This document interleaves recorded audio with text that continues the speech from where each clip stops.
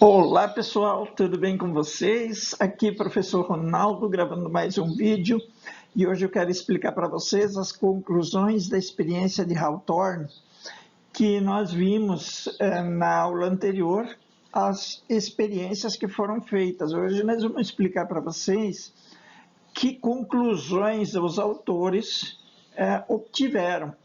Então vocês vão ouvir muito palavras como integração social, comportamento social, relações humanas, recompensas e sanções sociais, punições, conteúdo do cargo e também algumas coisas sobre grupos informais e aspectos emocionais.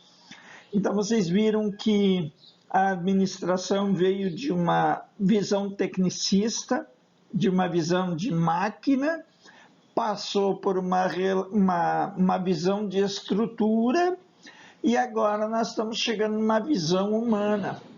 Então, primeiro, na administração científica, a gente viu a administração sendo tratada como uma máquina, o homem é uma máquina, uma extensão da máquina. Depois, a administração é vista como uma estrutura organizacional. E agora nós estamos, então, vendo o comportamento humano sendo levado em conta. Vejam, então, nós vimos em TGA 1 até agora 3 aspectos importantes. A administração científica, que considera o ser humano como uma extensão de uma máquina para produzir peças. Depois nós vimos que a estrutura é importante para se realizar as atividades da empresa. E agora, então, a administração volta seu foco para as pessoas, para o ser humano. O empregado ele passa a ser visto como um ser humano, como uma pessoa. Bacana, isso por causa da influência da psicologia, como nós já vimos em aulas anteriores. Beleza, pessoal? Então fiquem comigo nesse vídeo, vai ser bem rapidinho, assistam tudo do início ao final, tá bom? E vamos lá então com as conclusões da experiência de Hawthorne. A experiência de Hawthorne trouxe 6 conclusões principais. Primeira, a integração social. Então, o resultado do trabalho, o nível de produção é resultante da integração social. Existe o comportamento social dos empregados, as recompensas e sanções sociais, os grupos informais, as relações humanas entre os funcionários de uma empresa. O conteúdo do cargo é importante porque ele passa a afetar a produtividade e os aspectos emocionais. Então, neste vídeo de hoje, nós vamos ver esses 7 tipos de conclusões que a experiência de Hawthorne trouxe sobre a administração. Então, dessa forma, a experiência de Hawthorne influencia a administração. Bacana, pessoal? Então, vamos lá, terceiro slide. Então, a primeira conclusão da experiência de Hawthorne é o nível de produção é afetado pela integração social. O nível de produção de um operário, dizem os autores de Hawthorne, que os níveis de produção do operário dependem de integração social, das normas sociais que tiver e das expectativas grupais. O que os grupos esperam da empresa? O que as pessoas esperam da empresa? Que normas sociais existem e que tipo de integração social os operários, os funcionários, as pessoas vão ter naquela empresa. Então, o nível de produção vai depender disso, mais disso do que como fatores fisiológicos, como iluminação, ambiente, temperatura e tudo mais. Então, a integração social passa a ser importante para afetar o nível de produção que as pessoas vão ter. Beleza, pessoal? O comportamento social. Lá no início eu falei que o comportamento social dos empregados, das pessoas, passa a afetar a produção. Então, e esse comportamento social tem alguns significados. Por exemplo, os empregados não reagem isoladamente e não agem isoladamente, mas como membros de um grupo. Então, os empregados agem e reagem como membros de um grupo. Quem se desvia das normas do grupo sofre punições sociais. Eu vou sublinhar aqui, vou passar tinta amarela por cima para deixar marcado essas punições sociais e morais, as punições sociais e morais daquele grupo, ou seja, dos outros membros daquele grupo.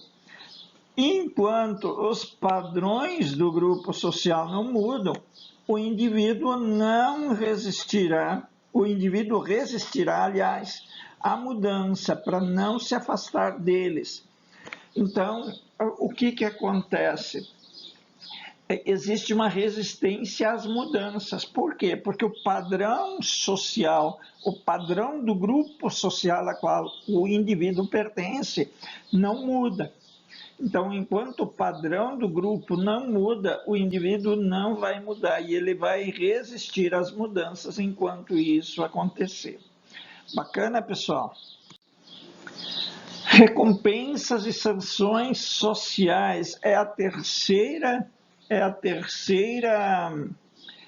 conclusão da experiência de Hawthorne. Então, o que acontece, pessoal?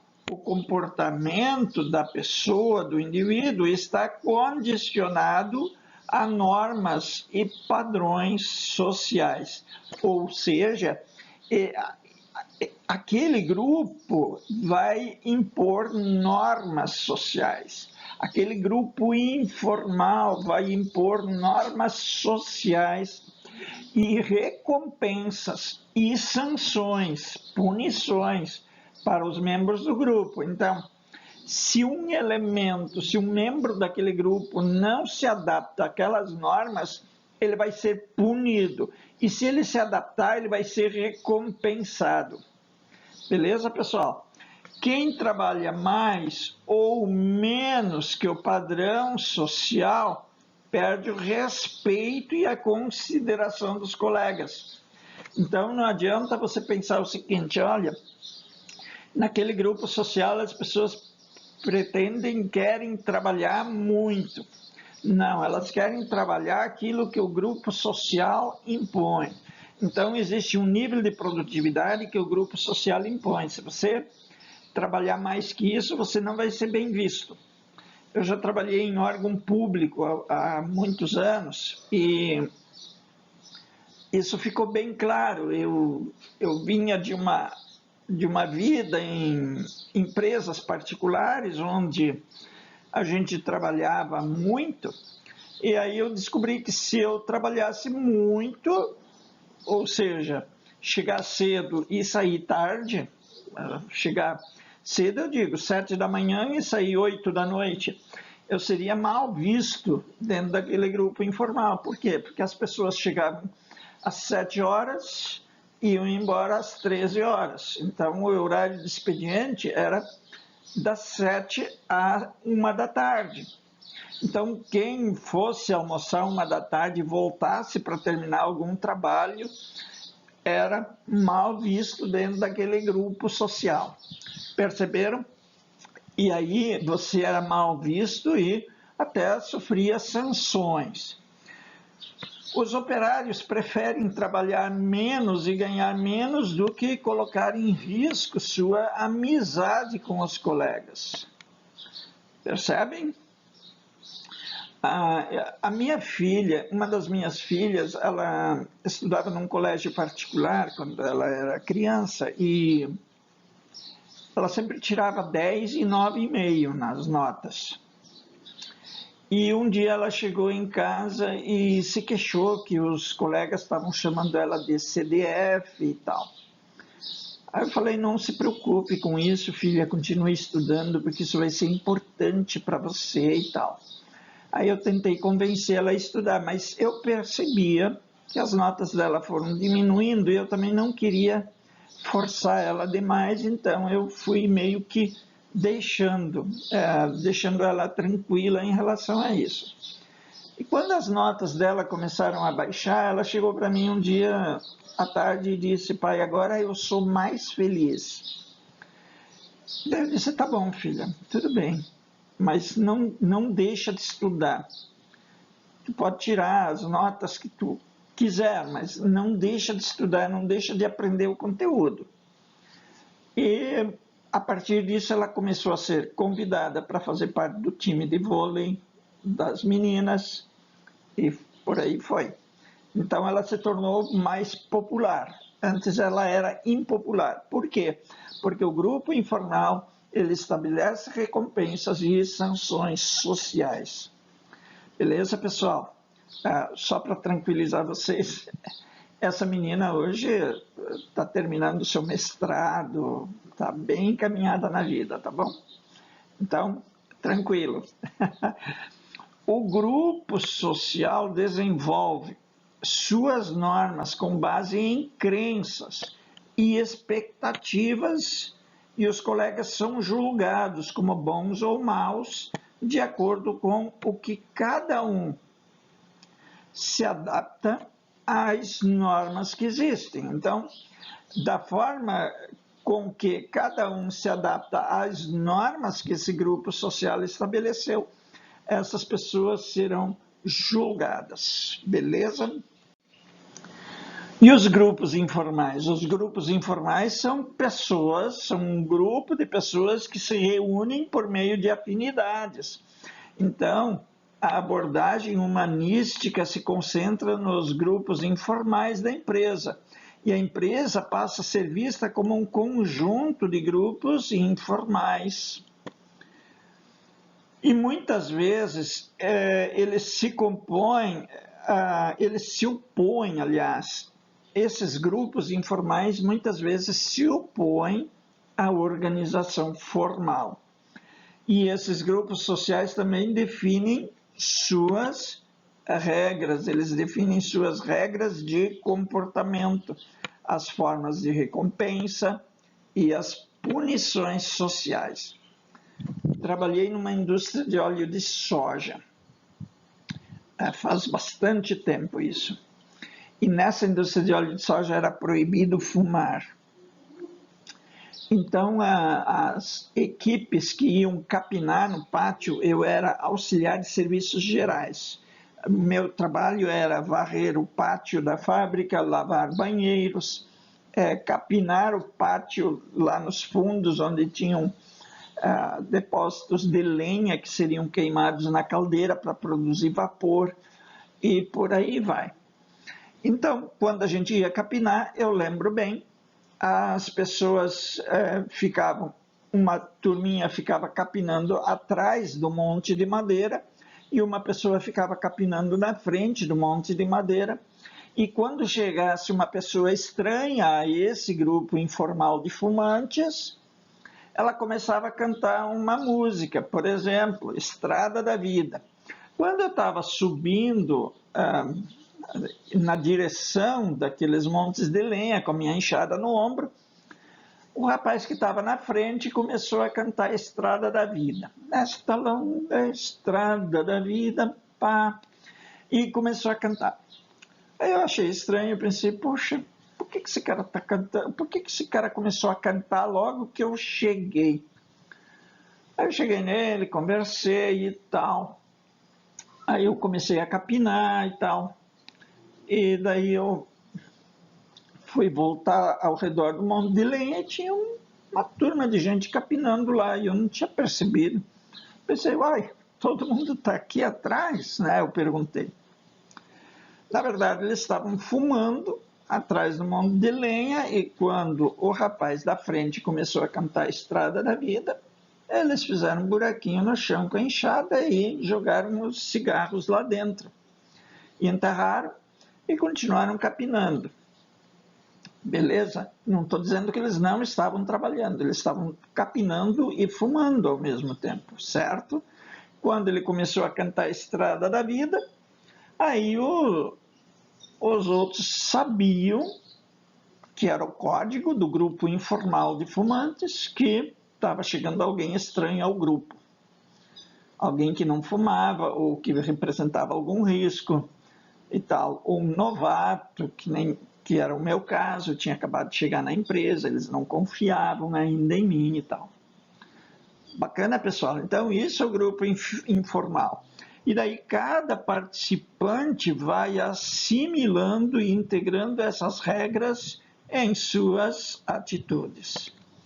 Então, a primeira coisa que eu aprendi é que eu não podia contar para o engenheiro-chefe que eu tinha visto alguém fumando. Isso era uma coisa que eu não me dizia a respeito, que eu não deveria falar, eu só deveria capinar. E é isso que eu falei para eles, pessoal, olha, eu só vim capinar, eu só trabalho aqui para ganhar meu salário, conheci uma moça bonita na cidade, quero namorar com essa moça, quero casar, e preciso do emprego, então eu só estou aqui capinando, e vocês podem ficar tranquilos em relação a mim. Então, não tenho nada a ver com a vida de vocês, eu só quero trabalhar e viver em paz. E foi assim. Eles passaram a ter confiança em mim.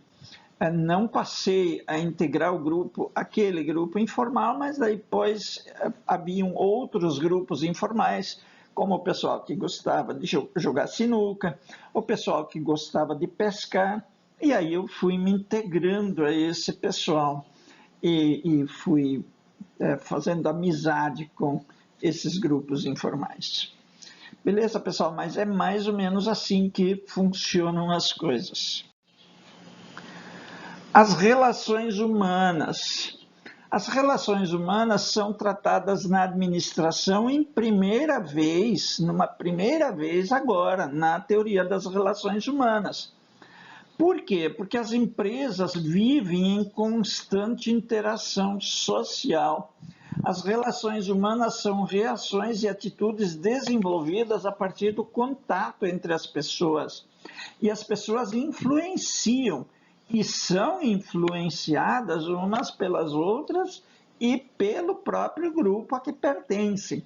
Certo, pessoal? Então, isso é normal dentro da empresa, essas influências.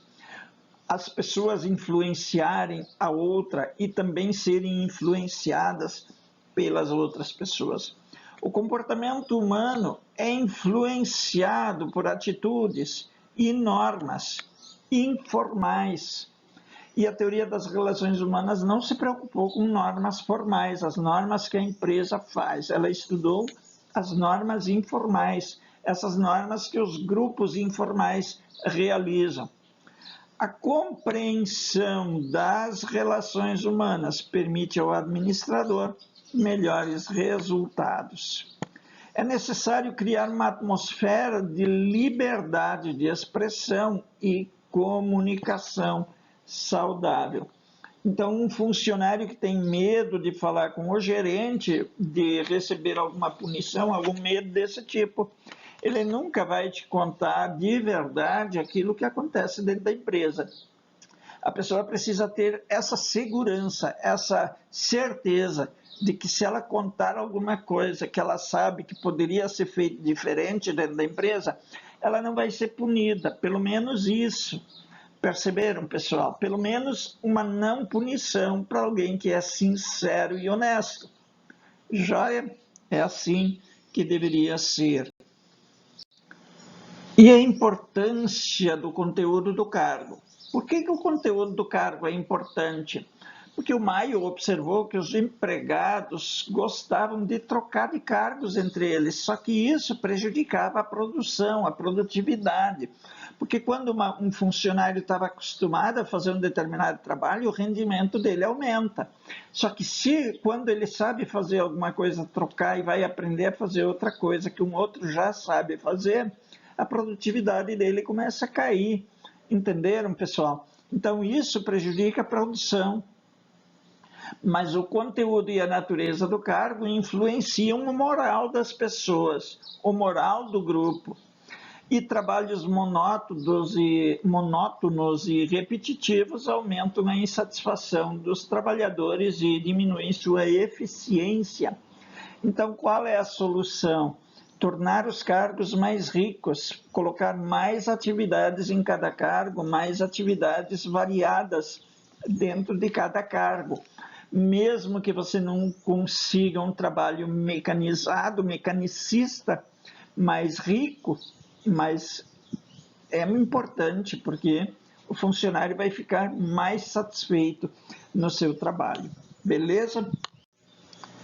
Penúltimo slide, ênfase nos aspectos emocionais.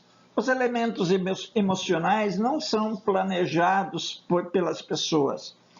Os aspectos emocionais são irracionais, as pessoas não pensam assim, eu vou xingar o fulano. De repente, você já está xingando o fulano sem perceber, isso aí já se tornou uma coisa irracional. Então, os aspectos emocionais são irracionais, eles não são planejados e, por isso, esses aspectos precisam ser cuidados pelos administradores. Eu já vivi situações dentro de empresas que foram terríveis, foram pessoas que faziam brincadeiras com os colegas que tiveram reações terríveis, como, por exemplo, pegar um espeto de churrasco no sábado à tarde e atacar o colega com esse espeto. Coisas assim eu já vi na minha vida. Tá bom, pessoal? Então é importante a gente cuidar desses aspectos emocionais. Dependendo das atividades da empresa, é importante ter o apoio de um serviço psicológico, ter um psicólogo na empresa. Por exemplo, em açougues, isso é muito importante. Bacana, pessoal? Açougues e frigoríficos, onde tem uma grande quantidade de pessoas trabalhando com facas, que pode se tornar muito perigoso se houver um desequilíbrio emocional, uma brincadeira de mau gosto, algo assim, aí pode se tornar extremamente perigoso. Tá bom, pessoal? A civilização industrializada e o homem foi também, ela mostra também que o trabalho é uma atividade tipicamente grupal. O operário não reage como indivíduo isolado, mas sim como partícipe, como participante de um grupo. E a principal tarefa da administração é formar uma elite capaz de compreender e comunicar. Então, nós passamos de uma sociedade estável para uma sociedade adaptável, mas negligenciamos um pouco essa habilidade social. O ser humano é motivado pela necessidade de estar junto e de ser reconhecido. A fábrica não pode ser o novo lar das pessoas e a sociedade industrializada não pode destruir a família e a religião. As pessoas precisam ter uma família, precisam ter uma religião e precisam ser aceitas na sociedade. Então, ser funcionário de uma empresa não anula o restante da vida da pessoa e nem deve anular. A pessoa precisa ter uma vida externa. Então, eu como professor, eu não moro na Uneoro, eu moro na minha casa, com a minha família. Então, a Uneoro faz parte da minha vida, mas ela não pode ser o elemento principal da minha vida. O elemento principal da minha vida tem que ser a minha família.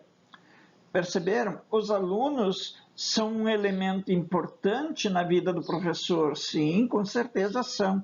Mas a família é o elemento mais importante. Então, quando acontece alguma coisa na família, o professor abandona todo o resto e vai cuidar desse aspecto também. Beleza, pessoal? Então, era isso que eu tinha para conversar com vocês hoje. O vídeo ficou um pouco grande, mas eu acho que vale muito a pena você assistir ele desde o início até o final. São 25 minutos e vale muito a pena você assistir. Tá bom, gente? Muito obrigado a todos pela atenção. Um grande abraço e espero encontrar vocês em breve, tá bom? Tchau, gente. Felicidades. Tudo de bom.